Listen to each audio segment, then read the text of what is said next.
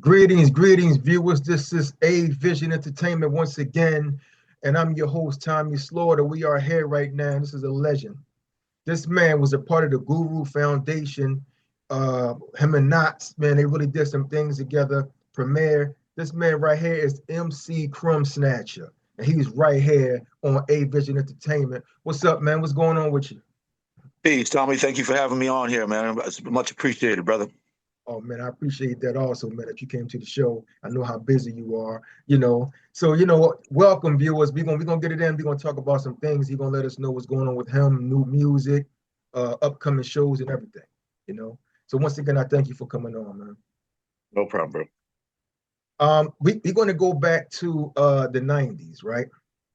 When you were I'm not sure if you was discovered by Gang Starr Foundation, but I know you and Nottz started out with doing something good, right? Right.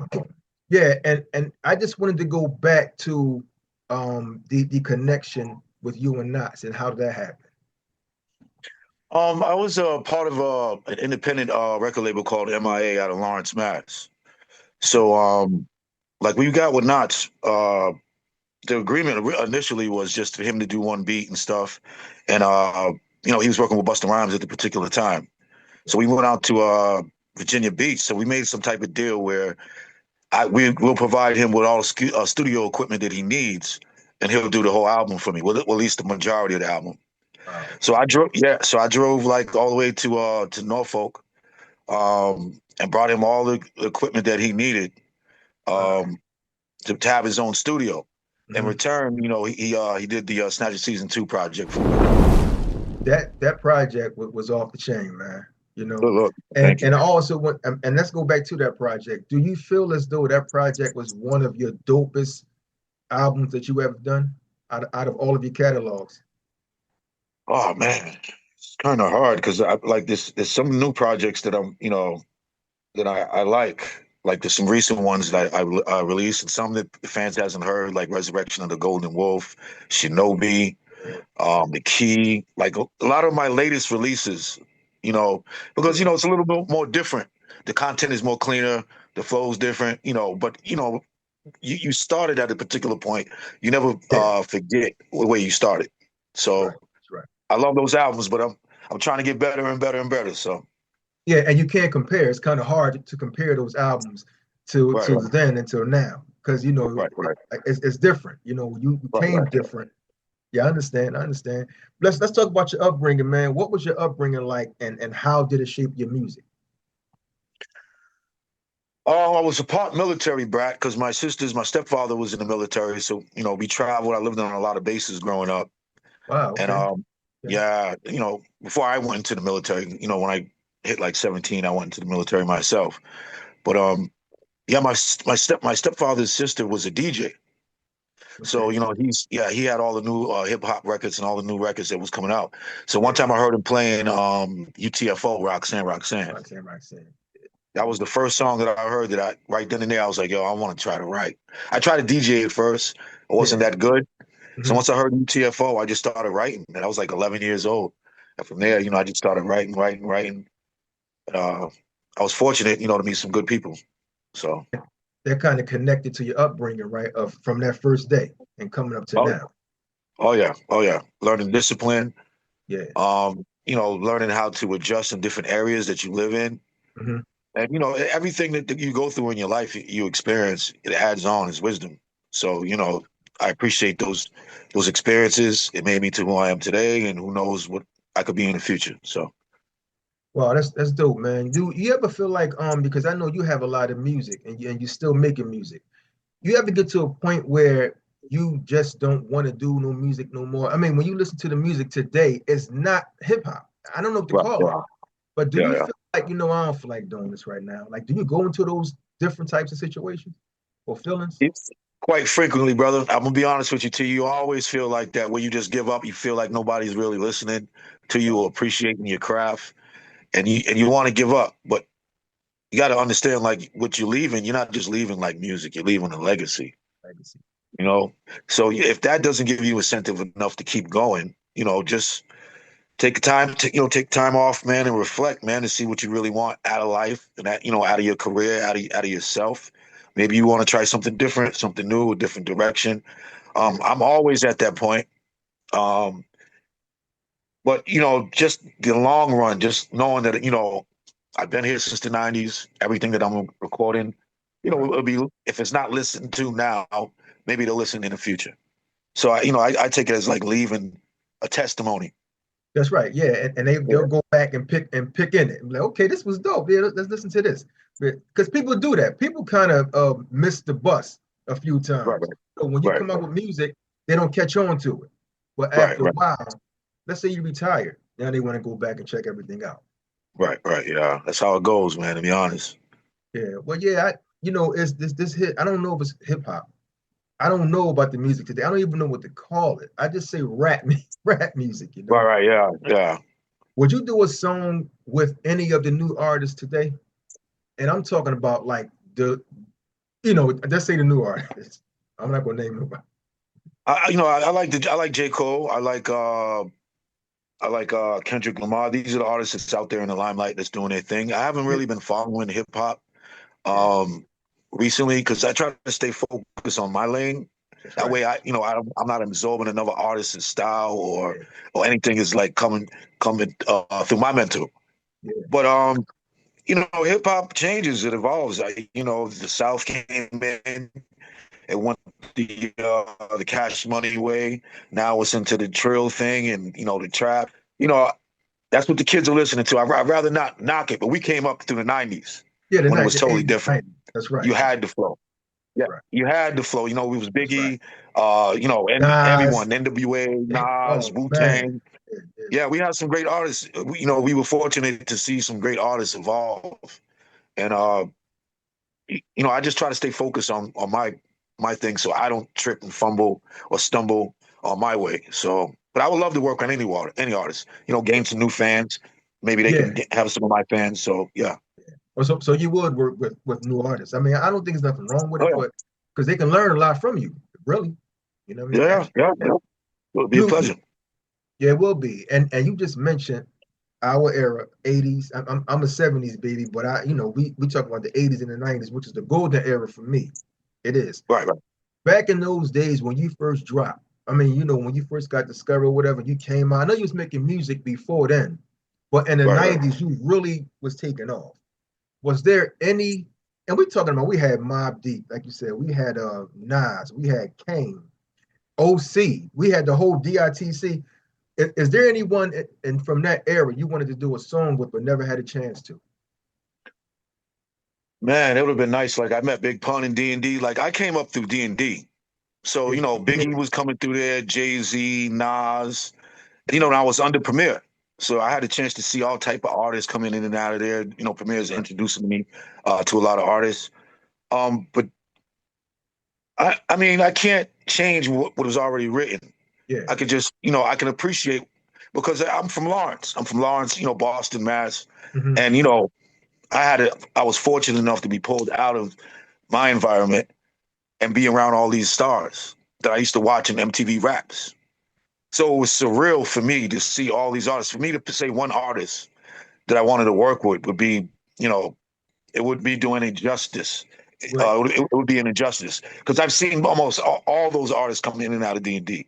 D&D. Yeah, yeah. Yeah, and I was fortunate, to work with someone like Alchemist, Premier, Craig G, Hmm. like That's a right. lot of Okay. artists. I That's was right. fortunate. That's Rest in right. peace, Guru. That's right. Yeah, and that's the thing. When I'm mentioning like a few rappers, maybe you didn't get a chance to work with at that time. Because some people be like, Yeah, damn, I missed it. I wanted to work with them, but I couldn't. The timing was wrong. They always say the timing wasn't right. So I was, basically saying whoever out there in that area that you miss oh working with. man, You know what I definitely mean? Mobb Deep. The Clan. I got a chance to work with them later down the road, like a couple Yeah, of artists from Wu Tang. Like I because got a song with Kappa, a song with Ghostface, yeah, and yeah. yeah. But So it was great, man. I mean, I've worked with a lot of the people that I wanted to work with that I thought was great, but I could have worked with more too as well. So that's right. Well, you mentioned the Clan. yeah. Now we can go into Wu-Tang management. How did you connect with that? get with Wu-Tang Management? How did that whole thing start? Um, AGR from Harlem Six. He had moved out here to Mass, and I know his brother because he used to hang out in Lawrence. So Okay. I ended up introducing them to Guru, and Mm-hmm. his brother got signed to Ill Kid because I was one of Guru's artists on Oh, Ill Kid as Ilkin. well, That's right. besides Gang Starr. So after Guru passed, I guess they wanted to try to return a favor. Um, I was brought to the studio up there to see RZA, and I think it's his 36 Chamber studio. He's working on Afro Samurai. I was Okay. able to sit in there with him and she, Radar Van, and them. I'm And sorry. That was after that was that, from a movie, right? I'm sorry. That was from a movie. The Samurai album. yeah, the anime thing, Afro Samurai. Yeah. Yeah. Okay. Okay. That was from a He movie. did the soundtrack to it as well. All right. All right. Okay. Then we had a meeting in Staten Island with his cousin Moot, John Moot Gibbons, Okay. and he's the president of Wu-Tang Management. So he picked my business partner at the particular time, Jimmy Kang, made him vice president, and then I ended up signing a production agreement with them. Okay. So How, yeah, how long were you connected? How long were you tied in with the production with them when you signed the contract? 10 years, I believe 10, 11 years ago, I signed on to Wu-Tang Management. I turned in like 3 or 4 albums. And then I sort of like ventured off and started my own record label, Search on the thing. the Mind Power Entertainment thing. And Okay. yeah, my business partner used to work for Wu-Tang Management. So it's really like no switch, it's just a transition. You transition into something, doing something different. Yeah, Wow. yeah. But I'm still working with those brothers as well. So yeah. Yeah. Yeah. Yeah. Shout out to Wu, to the whole Wu, you know. Or shout out to Jimmy Kang, John Moe. I just wanted to know from that point, you were on parole and you were signed to, at that time you were signed to Aftermath, I want to say, or Interscope, right? Interscope. Yeah, yeah. Can you just tell me what happened from there with your probation, with the PO violating you, and how was that conflicted with your contract with Interscope? How did you actually depart from Interscope? Um, the whole thing is crazy, man. Like, it was one of my friends who was supposed to do an insurance job for somebody for a vehicle. Okay. Um, I had my own vehicle, but I asked for a ride to the corner store because we were drinking and I wasn't able to really drive too tough. I didn't want Yeah. to get pulled over.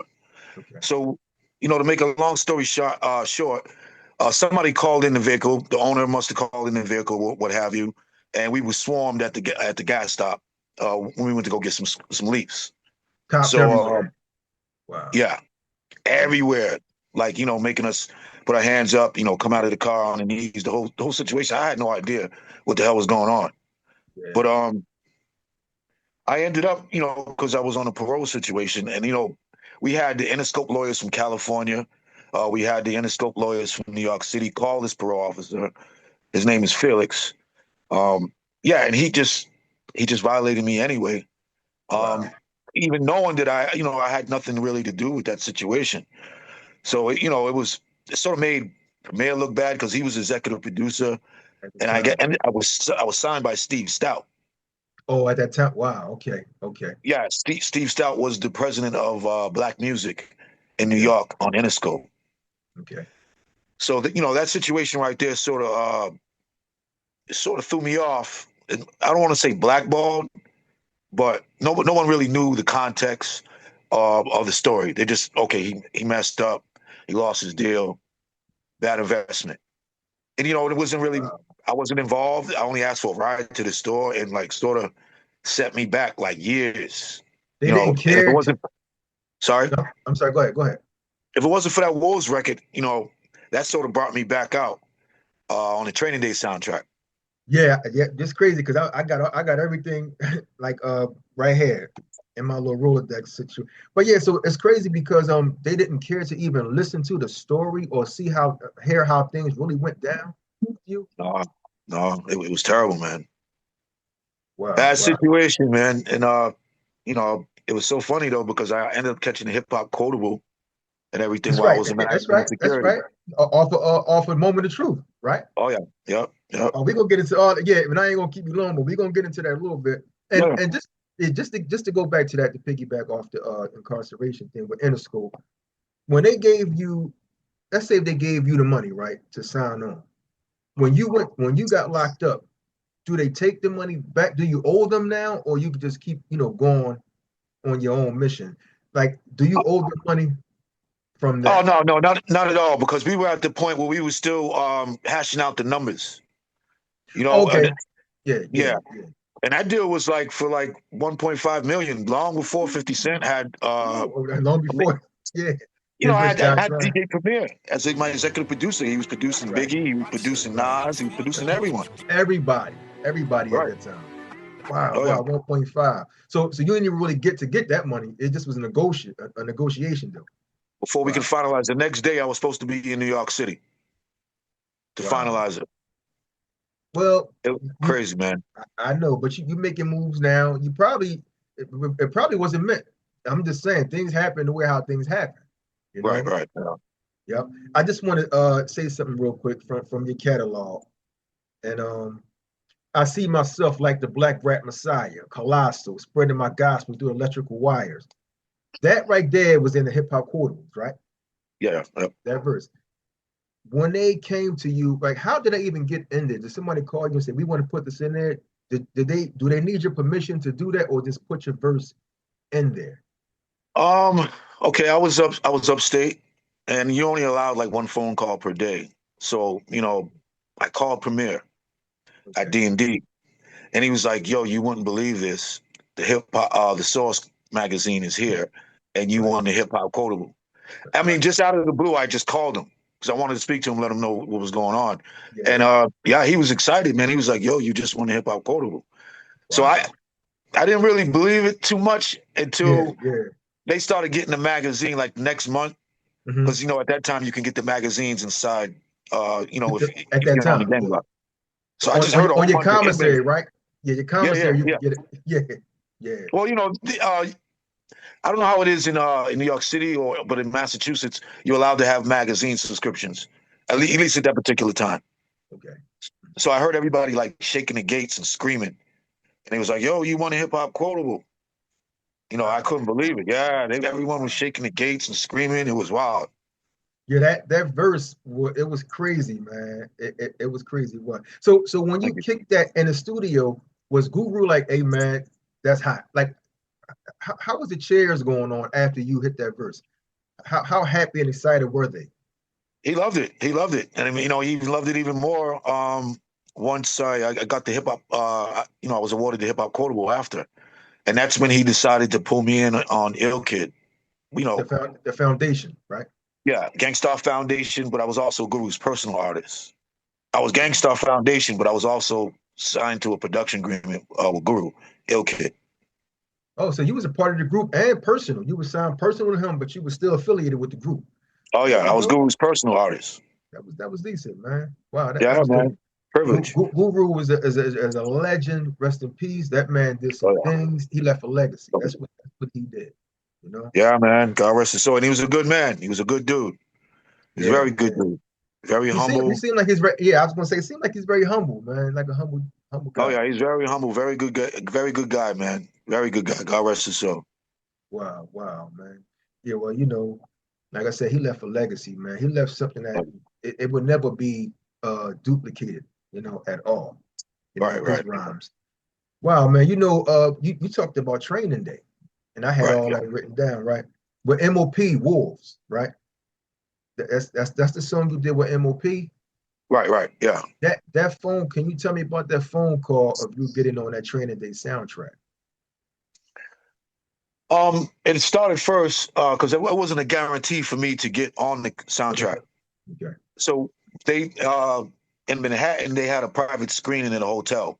Like the hotel had like their own movie theater, and oh, we were okay, allowed to see. Yeah, we were allowed to see Training Day. I think it was me, Nelly's Saint Lunatics. There was a few rappers that were in there, okay. So, and oh wow, oh yeah, and once I seen the movie, I seen when Denzel was telling Ethan Hawke, "It takes a wolf to catch a wolf." oh wow, okay, okay, yeah, yeah, Yeah. So once I seen that, I said, "Yeah, okay, that." Let me write from the gangbangers' perspective back at the Dirty Cops, and that's how the whole concept of Wolves came out.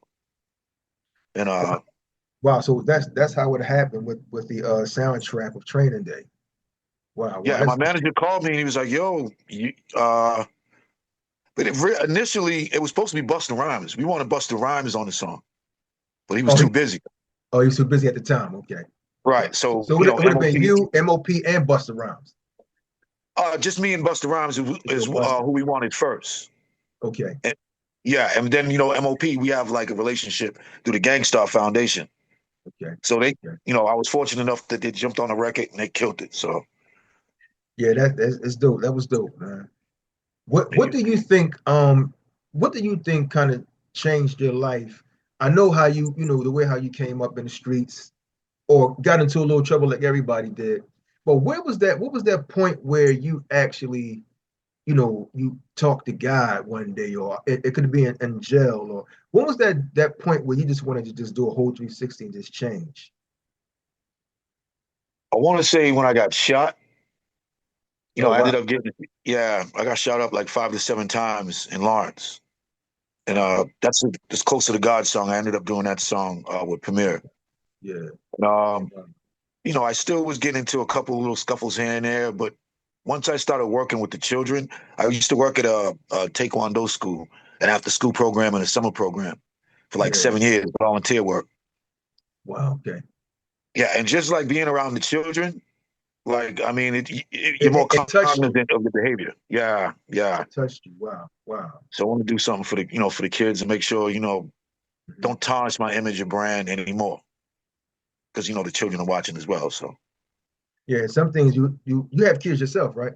Um, oh yeah, I have 3 daughters. Yep, yeah, sometimes kids, your own kids will make you want to change your ways too, you know, because absolutely. they keep you humble, man, you know, and Right, you want to watch them grow, you know, and you got right. to train them also. So that was the moment for you when you got Oh shot. yeah, oh yeah, oh yeah. That was the beginning of it. Like you need to come out of this because you're not going to survive another 4 or 5 shots or Wow. what have you. You know what I'm saying? So yeah, I mean, I backed out slowly, you know, because you have friends that you grew up with, and you know Yeah. everybody, you know, it's a cohesive unit.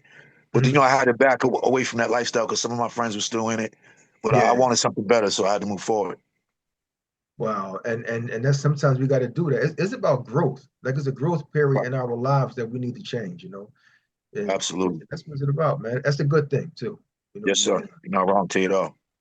Yeah. And you spoke about mind, power, clothing. Let's talk about the clothing wear. Like how can people actually go on and get hoodies and hats? It's mindpowerent, bigcartel.com. Okay. Yeah, they have the hoodies, hats, t-shirts.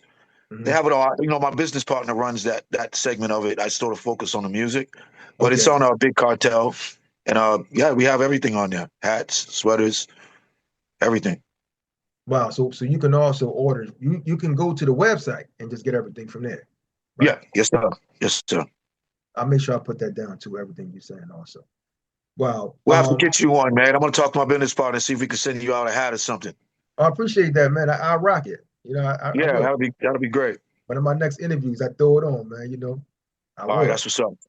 Yep. How would you describe your journey from your first song to where you are now? For my first album, From your first one of your first songs. Let's talk about the first album. Yeah, let's talk about that one. Let's just how do you describe your journey from your first album to where you are now? I would say I'm as far as recording wise, I'm more seasoned. Um, you know, it's better growth as far as an artist and Mhm. taking it more professionally. You know, because you are your brand. So you know, if you make your brand look bad, you know, you're ruining your whole entire Right. project and progress. So back then, you know, it was a good time. I was around a lot of celebrities, you know, drinking, partying with my friends. You know, I Yeah. didn't take it really serious. But now I own my own company. You know, I'm taking it a lot more serious. Yeah. Um, you know, it's overseas now. So, you know, as an artist, I grew from that to what I am now and hopefully further. From that time to where you're at right now. Wow. Oh yeah. What Much was the different most artist. one's different? Yeah, because sometimes people still want that 90s, that golden era Right. flow. Yeah, But yeah. You're wrong. you can't give them that because that was your past now. Yeah, All good yeah. I miss that music, and I don't think that we're going to get it back. I really don't believe that, but I just keep listening to the old stuff a lot. That's all. Well, I got a new project I'm working with, well, DJ NUT, man. So just hold on to this year, man, because it's all It's fire. underground. Yeah, it's That's all that, underground hip hop. that's So, what we need. That's what we oh yeah, need. control chaos. When you first came out, was it hard for you to kind of like get the cop a deal because of the underground or your lyrics? Because you didn't go mainstream and nothing like that. So was it kind of hard in the beginning to get a deal before you met with Guru and and Premier? Oh man, it's extremely hard. Like we shopped it with Steve Rifkin at Loud. We went to Shady Records. We went to Universal. I mean, we went everywhere. Like it's really hard because, and even more now today, because you got to have some type of spins, plays, and Yeah. sometimes you got to have your own money to invest in yourself, and they'll just give you a distribution deal. This is Wow. how a lot of these guys get into the game because they have the bread to be able to push themselves through. Yeah. So, Yeah. if you're not into that lifestyle and you're trying to do it the clean way, Mhm. it's an uphill battle. So Wow. Well, you just it's have to, more it's it's more uphill. harder. It's more harder Oh for yeah. you that. Wow. Did they ever come to you and say you have to change your appearance or change your lyrics in order to really get to where you need to be? Some of them Early in my labels. career, yeah, early in my career, they want to try to palm me off as like the pretty boy type of thing. It wasn't really my type of thing. I just let me be me. That's right. You know what I mean? That's right. And gradually, uh, they started respecting my decisions, and that I'm making good choices and things like that. So, Yeah. you know, Yeah. now I make my own decisions. I do my own thing. I own my own company. So if it fails, if something goes wrong, I can only blame myself. You. So, Well, congrats though. So how about like thank you. your publishing? Do you own any of that? 100%. Wow, that's dope. That's Oh dope. yeah. 'Cause a lot of rappers don't know. A lot of MCs don't have it. They don't own their own publishing. Wow. And Wow. I didn't get on a major, so they didn't clean my publishing. So Wow. Wow. Okay. if Okay. you're on a major, that's something It's harder. different. Yeah, they want to buy into your publishing, but I'm fortunate. And I'm making the catalog bigger and bigger. So keep cranking these albums out. Well, how do you feel about Spotify? Like, do you think that people get robbed going through those people trying to stream your music through that? Like, because you don't get all your money dealing with that. I No, don't you know don't. why they. Yeah, Yeah, you get pennies on a dollar, man. that's I right. mean, That's right. you just focus on the plays, I guess. That's what labels follow. They follow how many plays you're getting. So, you know, that's the good thing about it. You can gain plays or you can pay for plays. Some people be doing that, Okay, play. but it's uphill, man. Like the game changed. Yeah, it A lot did. of people are paying their way in. Yeah, it's kind of backwards now. You Yeah, paying. Wow, it seems like that's a little harder doing that. yeah, they're paying Wow. their way in, and you don't necessarily have the talent. You know what I mean? They don't have the talent. Some of them don't. Yeah, But there has to be some type of balance because you can't have it just one sided. As far as music wise, you got to have some type of positive energy on the other hand of it as well. There's got to be a balance. it has to be. It has to be. A lot of people who I've talked to, I interview almost everybody, man. I try to reach out to a lot of people, and it's always the same thing. Like, I don't understand why there's no health insurance involved. Like when you get signed to a label, you should be Yeah. fully covered. Right. Yeah. And I don't even, and then some people when they pass away, they don't have nothing, no money to get buried. None of you gotta have fish fries Right. at the parties. I don't understand that about these labels. They make all their money off of you guys, but they don't have no Right. money. I don't think they will offer to bury you. I don't understand it. I just don't, man. Yeah. And Man, you're the first person I ever heard say that. That's serious. yeah, Yeah, man. it's sad. It's just sad. That's why Oh yeah. you got to do for self. You had to put your own money up and everything. Right. Right. You're not wrong because a lot of these rappers are getting sick and dying because they don't have money for health insurance. Right. So yeah, there's quite a few rappers that's been dying over like some, genetic diseases or Yeah, however whatever they have, that's and it's right. sad because they can't afford health care. They end up dying. Wow, man. I think is a bad thing, bad situation, man, with Oh yeah, that. you're not It wrong is. at all. Who was your biggest supporters like when you was first starting out? rapping? Do you have any big supporters, like family members or friends? My friends, my sisters, my family. My mother was supporting me. She was behind me. And then, when I got to the Guru stage, he was like a big brother. He mentored me, took me on a couple tours. I watched him very close. He showed me everything on what to do as an artist. Yeah. So, it was like more of a brother, or more like a father, a mentor, and a student. Because I was with him like on everything. I was watching him very close on how to, Wow. conduct myself as an artist. So yeah, I was fortunate. So he was more like a father figure because he Oh was yeah, he was teaching you the game and hands-on stuff and everything. oh Wow. yeah, yeah. I was a lucky guy, man. Yeah, working close by like that. Yeah, that's a blessing, man. You Oh went yeah. the whole a legend, man. I used to Wow. watch him, man, on MTV Raps, man. I used to run home in eighth grade just so I can watch MTV Raps after school. And I remember Okay. like seeing Dwick and all these things, and I'm like, damn, this is dope. Right. That's Then I'm in right. the studio with the brother. That unbelievable. Was there any times where I know everybody get nervous where you're a little like, oh man, I'm with were you a little nervous in the beginning? Like just in the studio with him. You know what I mean? Like Guru doesn't what give he doesn't give that type of persona. He's okay, very okay. humble, man. Okay, Yeah, he okay. makes you feel comfortable, man. Like as soon as first time I met him, he like very personable, very good man, humble. Just talk to me like a brother, like a regular person. And I admire that about him. And he does that with everybody, with a lot of people. Wow, that's decent, man, because you came up under something. You came up under him and Premier. That was one of the back at that time, dope. No one can Yeah, touch them two. They was like yeah. tag team champions, them two, with, Oh with the yeah. beats, with the beats and then the rhymes. Pioneers, man. Wow, now this is something I really need to know, right? In the studio session, you had Big Suge, Gang Starr, J. Rue the Damager, Group Home, Alpha Rob, Hannibal Stacks, Freddie Fox. Mhm. How was that studio time or the moment with everybody in the studio together? And how did Premier know who belonged on what song? Is it because of the dope lyrics from a person? How was that, man? I just need to know that. I think sometimes you can't catch all of us in there at the same time because Premier's Oh, okay. particular, whoever he's working with at that particular time, he wants The- in the studio. But sometimes, all right. sometimes we just come and play pool and hang out. Okay. Okay. Um, Okay.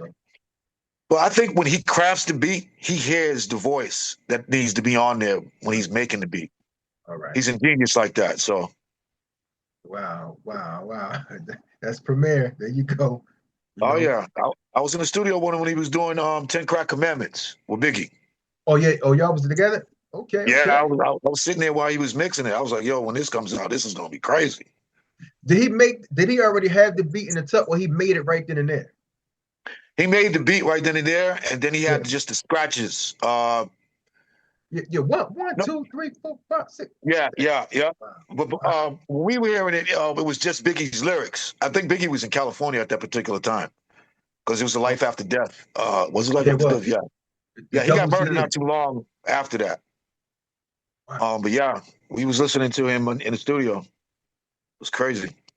Wow. And you see, you had first hand on that song. You like, wow. Oh yeah, That beat was crazy. It's still crazy to this day. That beat is nice. oh So you yeah. Premier is dope. right, you ever had a chance to sit and talk to Big? No, no. Okay. I wish, man, it would have been dope. But I met Lil C's, Lil Kim, Fox and them. Like Biggie, he had something that was going on in D&D with the OGC. So like, whatever happened, he stopped like coming to D&D after whatever, the situation was. So yeah. So something was going on with that on the Yeah, yeah. side. Him and OGC would have something going on. I guess they dissed him in a video or something. So yeah. Wow, that I know that was good. There's no footage of that. No way. I know that that would be dope if they had footage of that scene when he's doing Oh, 10 Crack Commandment. oh Wow. yeah, man. Premier probably has it. You know what I mean? I And wasn't the only one in the studio with him, so yeah, yeah, you're right. You're right. Somebody got it in the tuck. You know how that go. oh yeah, it'll come out. Yeah, what was that moment when you knew that you reached your level? Because sometimes when you just making songs, don't nothing really drop. Was it the time when you was in a hip hop quotable when you knew you reached that level? Man, that was inspiring. Uh, but I think the Wolves thing, man, because here we are 20 years later, and this record is still being remixed and played. I mean, it's all over, So everywhere. So, yeah, it is. something like that. That's probably like my biggest song in my career. But I'm pretty sure that keep going. Something's gonna land. So Yeah, what's I'm well not done. that's right. You're not done, and at least you could say that was one of many from that Yeah. Wolves. Yeah, that was it. That was the one right there. Because you have more Close to to the come. God. Close to the God. That Close was to the making God. noise with Premier. Close to the God. That's one. That's another one. Wow. Wow. Okay. Yeah. Yeah. You have some things, man. You wear a lot of hats, and in this industry. You're not just stuck in one lane or stagnated. You really have a lot of things going on, man. You do. Thank you, brother. I appreciate it, T. Just continue on. You're welcome, brother. Continue on. I will, man. By the grace of the Father, I will. Yeah, that's right. That's right. God will. That's the only way you can put that. All the Only have time. only Yes, have sir. a few more for you. How do you see your music connected with the community? How do you hope to make a difference? I I uh I like to do a lot of do more philanthropy work, more volunteer work, so I can get out there with the youth. The opportunity hasn't presented itself at this particular time, but Yeah. when it does, I like to be more hands-on in the community with the children and really show them just through my life story, everything that I had to go through to wake up and get to Hmm. the point where I'm at now. That's You right. know, children need to find, somebody that can relate to what they're going through. They That's need right. those type of mentors who change. You know what I mean? But you have Yeah. to be there with the children and show them by example. That's So right. that's going to be, that's my focus for the future is to get around these children, man, and try to, change their Mhm. direction in life. So, That is something that we all should be hands on doing. Like I love that. I right, my whole when I used to work, it was DHS. I used to work for Department of Human Services with the children. I love that work. right, right. I would take them to court, I would take them to the hospital, stay with them, take them to the homeless shelters, or take them to the juvenile Jeez. centers. That's what I Yeah, that's did. great. That's good, That's what brother. I did. And that is good, man. If you can definitely continue that mission because they need role models, especially Yeah. today. They Oh, need yeah. role models, man. Yeah. That ain't no lie at all. You ever get a chance to go see any of them like in them juvenile facilities? I know people like a lot of hip hop artists go to those facilities and talk to them. You ever get a Yeah, chance? we was on the Wu-Tang Adrenaline tour and we stopped in, I believe it's South Dakota or North Dakota, one of those, and they had us sit and talk to the juveniles in the jail for the day. Oh, why is do? Yeah. Yeah, we was able to go to each pod section and talk to them, and then they brought them into like a chapel, and we all Yeah. got a chance to tell our story to the children and stuff. It was really good. They're really not awful kids. They just got into a bad situation. Yeah. You got to understand their context, the Right. context of the Right. situation, their environment. That's right. And they don't have father figures, or home help. So, They just got caught up out there in the streets. right, The yeah, streets swallowed them up. Yeah. yeah, not wrong at Yeah. all. Wow, man. I really enjoyed this interview, man. And if you could Thank you. name it, you're welcome, man. Name your top five artists from any time. It could be from the 90s, from now. Just name me top five of your favorite artists. If you have a top five. Oh man, I would say definitely Jay-Z, man, because he can do it both. I mean, he Both. can spit and he can make Yeah, those records. he I would can. say Nas, um, like lyricists. Even I like Kendrick Lamar now. I like Okay. J. Cole. Mhm. I like there's a lot of great artists. Of course, like Mobb Deep, Wu-Tang. Yeah, The yeah. authentic sound from back then, and Biggie most of all. So That's right. That's right. Well, there you Biggie, go. Big Pun. Yeah, yeah. Big. I don't think Big Pun um get glorified too much. I don't think they really say his name a lot. And Big Pun was hot. Yeah, he was a crazy artist. Anyone that can Yeah. match Black Thought on the record is dope. There you go. There you go. And he matched Yeah. Black Thought on his joint. That year was a year, baby. No, it was Capital Punishment. That Uh, yeah, I can't remember the exact song, but it's something lyrical. yeah, I can it remember. was lyrical. I know what you're talking about, but that was on Capital Punishment. Yeah, yeah, yeah, yeah. Yo, that Big Pun, he don't really get you know um his just dues like he should, man. You know, Yeah, these young kids need to hear a pun. yeah, pun is nice. And then Oh yeah. they try to compare pun with Biggie. You know, I don't know. That's a hard one. You're right. You know, but it is what it is, man. You Well, know, Guru, man, I got to put Guru at the top of the list, man. The wisdom, and you know, the voice and right. everything, man. Yeah, he always had a good message.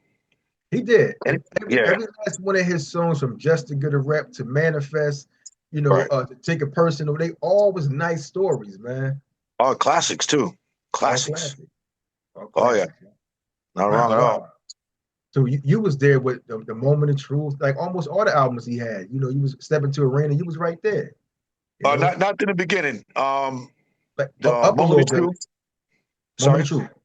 Yeah, Yeah, Moment of a Truth. little before that, and then Ownerz and on out after. All right, that's cool, man. That's cool. Viewers, we have the legendary Krumbsnatcha, MC Krumbsnatcha. He's here on A Vision Entertainment. I hope you got this lesson because he told y'all history. You should have wrote it down. This man here, MC Krumbsnatcha, if you can tell the youth or say something positive to the youth that's trying to get into the music industry, what would it be? Always stay focused is the first thing I would say. You know, because to come in this industry is not really easy. But if you have perseverance, you have a strong will, positive vibration and mind thoughts, the universe is going to bless you. And you know, you have to sell yourself. So you know, you have to go out there. You need to be personable. Um, you know, study as much as you can on how the industry operates today.